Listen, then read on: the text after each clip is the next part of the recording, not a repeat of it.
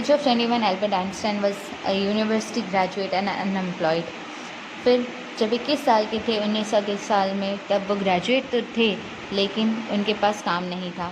He worked as a teaching assistant, उन्होंने एक teaching assistant के तौर पर काम किया, give private lessons and finally secured a job in 1902। फिर उन्होंने कुछ लोगों को टीचिंग सिखाई, टीचिंग की और ट्यूशन्स वगैरह की तरह उन्होंने पढ़ाया और फिर 1902 में उन्हें जॉब मिल गई as a technical expert in the patent office in Bern. फिर बर्न की पेटेंट ऑफिस के अंदर उन्हें एक टेक्निकल एक्सपर्ट के तौर पर नियुक्त किया गया। फिर while he was supposed to be assessing other people's inventions, Einstein was actually developing his own ideas in secret. वहाँ वो दूसरों के इन्वेंशंस के ऊपर उन्हें असेस करते थे यानी असिस्ट करते थे और वहीं चुपके से वो अपना खुद का इन्वेंशन भी बना रहे थे। He is said to have jokingly called his desk drawer at work the bureau of theoretical physics. उन्होंने अपने डेस्क के उस ड्रॉर को एक नाम दिया जो था bureau of the theoretical of physics. Theoretical physics का जैसे ये एक ब्यूरो हो। On one of the famous papers of 1905 was Einstein's special theory of relativity.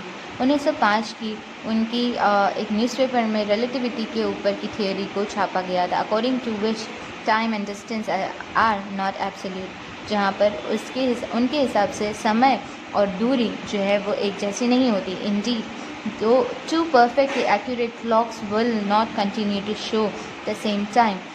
एक ही समय में दिखाने वाली घड़ी भी एक जैसे काम नहीं करती। If they come together again after a journey, if one of them has been moving very fast relative to other, from this follow the world's most famous formula which describes the relationship between mass and energy, E equals to mc square. उन्होंने फिर इस चीज़ के बारे में बताया कि दो सुइयाँ एक तरह से काम नहीं करती और अगर उन्होंने एक ही समय पे अपना जर्नी स्टार्ट किया है तो ज़रूरी नहीं कि वो साथ ही अपनी जर्नी एंड करेंगी। यानी कि मास और एनर्जी की दूरी को उन्होंने बहुत अच्छे से एक्सप्लेन किया था यहाँ पर और तभी ये फॉर्मूले का निर्माण हुआ जिसे E equals to mc square कहा जाता है। In this mathematical equation E stands for energy, यहाँ पर E एनर्जी का काम करता है, M फॉर मास यानी M मास के लिए होता है एंड C यानी कि speed of the light and vacuum, यानी कि जो रोशनी होती है, लाइट होती है वैक्यूम में यानी खाली जगह में, उसके बारे में। अब इस टोटल वैल्यू का जो रेंज होता है वो होता है 3 लाख किलोमीटर पर सेकेंड, यानी कि 3 लाख किलोमीटर पर सेकेंड की रफ्तार से वो अपनी एरिया को कवर कर सकता है। When you sit with a nice girl for 2 hours, it seems like 2 minutes.